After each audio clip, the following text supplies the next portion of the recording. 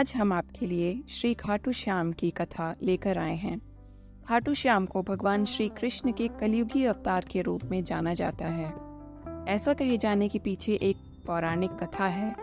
एक बार जब लाक्षागृह की घटना के बाद पांडव वन वन भटक रहे थे, उस समय उनकी मुलाकात हिडिंबा नामक राक्षसी से होती है। वह भीम से विवाह करना चाहती थी। भीम की माता कुंती की आज्ञा से भीम और हिडिंबा का विवाह हुआ। उनका घटोत्कच नामक पुत्र हुआ। घटोत्कच से बर्बरीक का जन्म हुआ, जो अपने पिता से भी शक्तिशाली था। बर्बरीक देवी का बहुत बड़ा भक्त था।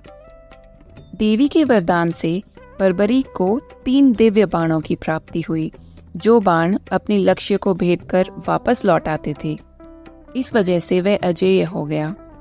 महाभारत के युद्ध के दौरान बर्बरीक युद्ध देखने के लिए कुरुक्षेत्र जा रहा था।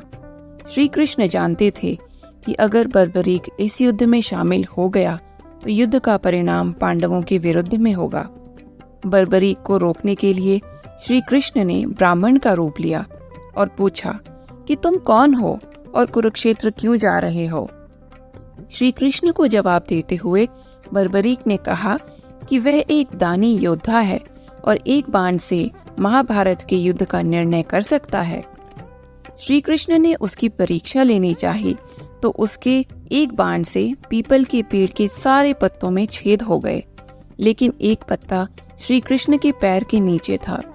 इस वजह से बाण पैर पर ही ठहर गया।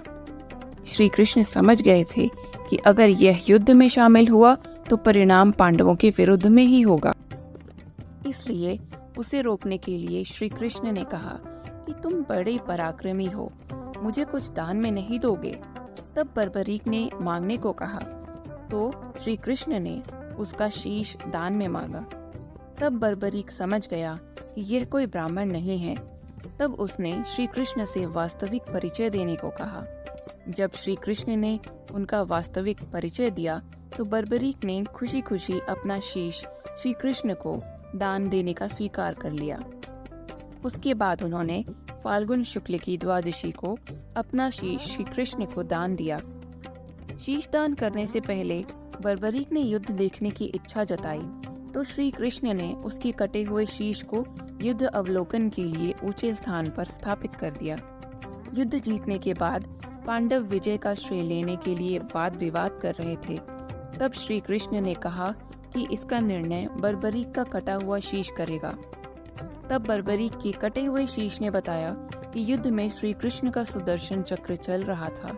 इस वजह से कटे हुए वृक्ष की तरह योद्धा रणभूमि में गिर रहे थे और द्रौपदी महाकाली के रूप में योद्धाओं का रक्तपान कर रही थी।